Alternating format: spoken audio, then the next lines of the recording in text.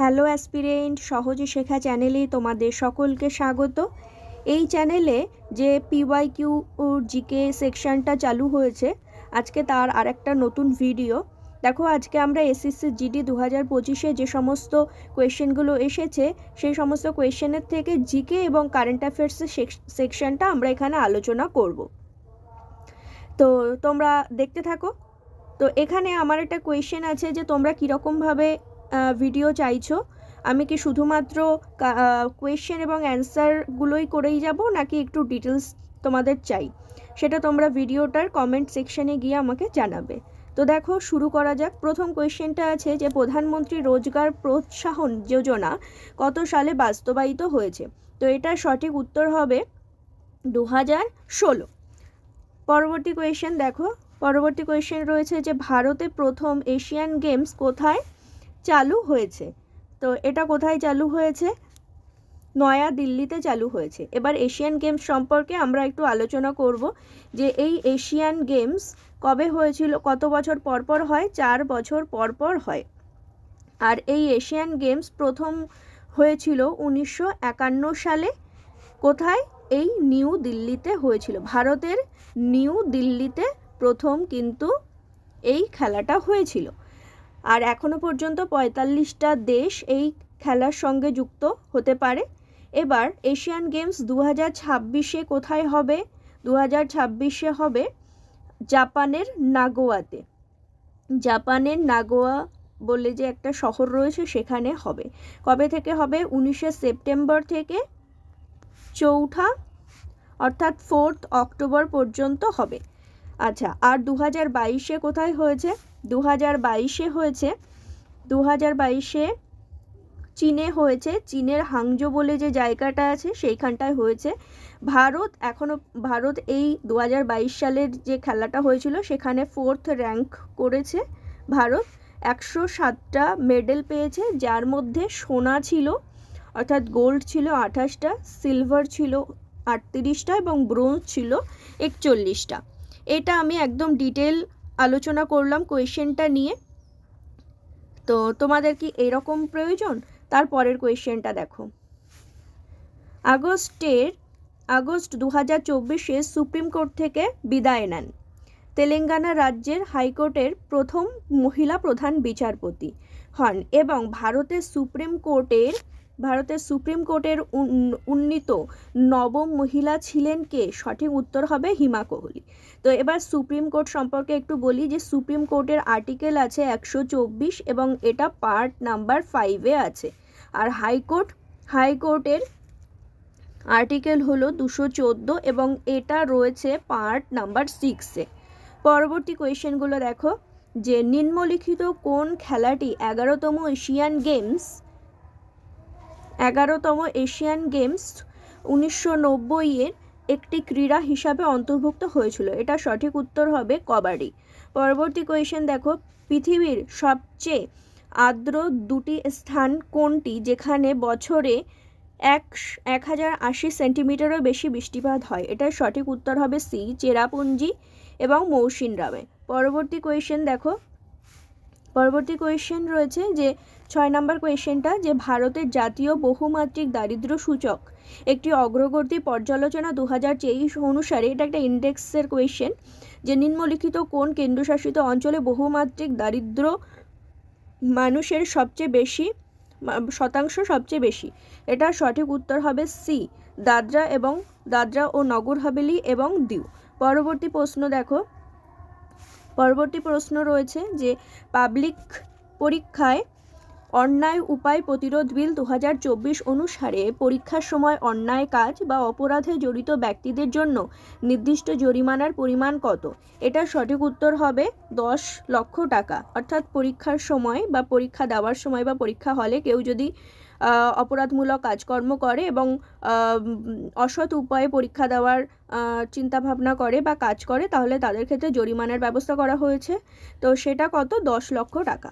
পরবর্তী কোয়েশ্চেন দেখো, ভারতের সংবিধানে কোন অনুচ্ছেদে ইউনিয়ন পাবলিক সার্ভিস কমিশন নিয়ে আলোচনা করা হয়েছে? অর্থাৎ ইউপিএসসি সম্পর্কে আলোচনা করা হয়েছে। এটার আর্টিকেল কত? এটার আর্টিকেল হলো 315। তাহলে সঠিক উত্তর হবে অনুচ্ছেদ ঘ 315 থেকে 323। পরবর্তী কোয়েশ্চেন দেখো, পরবর্তী কোয়েশ্চেন হয়েছে যে সবুজ বিপ্লব অর্থনীতির কোন খাতের সাথে সম্পর্কিত, অর্থাৎ গ্রিন রেভলিউশন এটা কোন কিসের সঙ্গে যুক্ত? এটা অবশ্যই কৃষি খাতের সঙ্গে যুক্ত। সঠিক উত্তর হবে ঘ।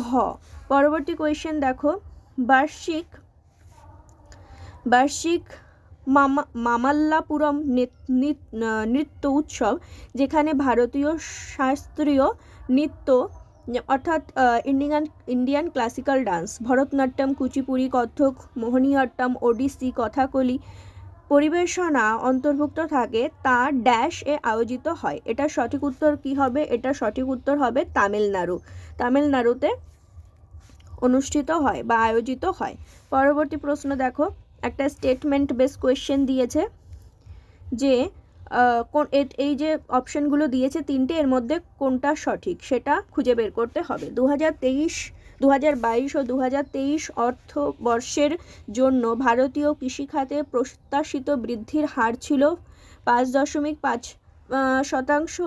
2021 থেকে 2022 বছরে ভারতের কৃষি রপ্তানি প্রায় 50.2 বিলিয়ন মার্কিন ডলারে পৌঁছেছে।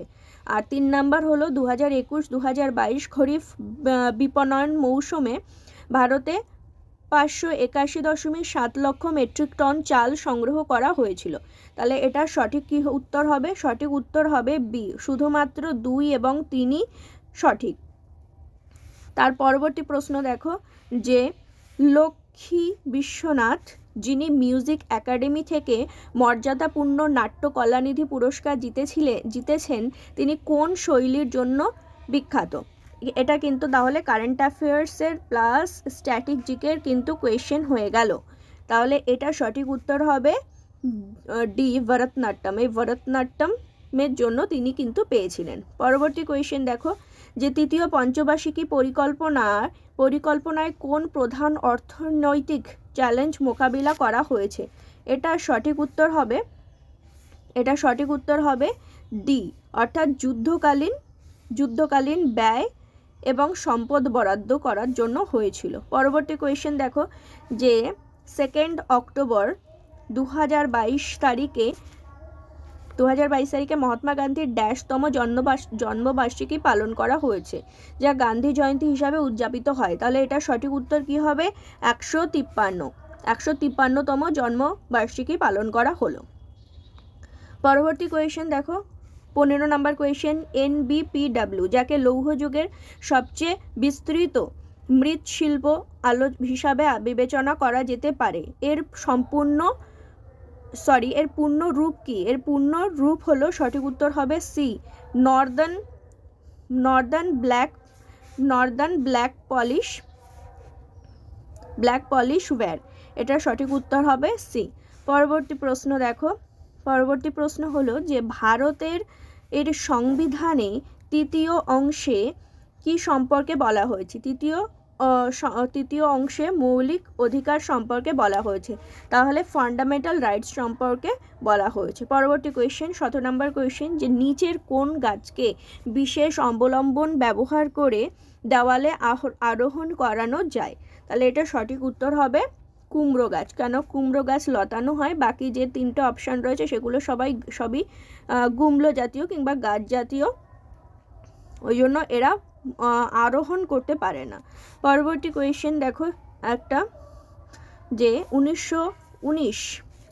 18 নম্বর কোয়েশ্চেন, 1919 সালে ভারত শাসন আইনের ভিত্তি তৈরি করা হয়, সুপারিশগুলোর পিছনে প্রধান ব্যক্তিরা কারা ছিলেন?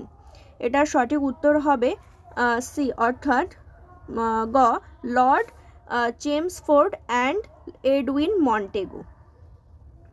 তারপরে পরবর্তী কোয়েশ্চেন, মাইকেল ফ্যারাডে, একটা সায়েন্সের কোয়েশ্চেন দিয়েছে দেখো যে মাইকেল ফ্যারাডে কখন তড়িৎ চৌম্বকীয় আবিষ্কার করেন, যা বৈদ্যুতিক ট্রান্সফরমার এবং জেনারেটর পিছনে নীতি?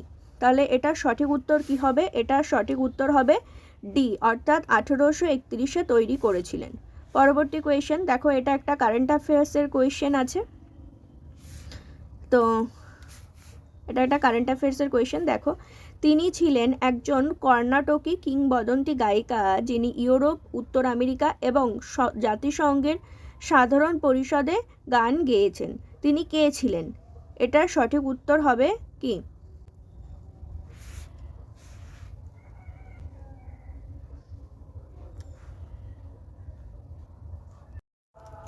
তাহলে এটার সঠিক উত্তর হবে ডি, মাদুরাই। আর তোমাদের কেমন ভিডিও দরকার, ডিটেল নাকি শুধু কোয়েশ্চেন আনসার, সেটা আমাকে একবার বলো।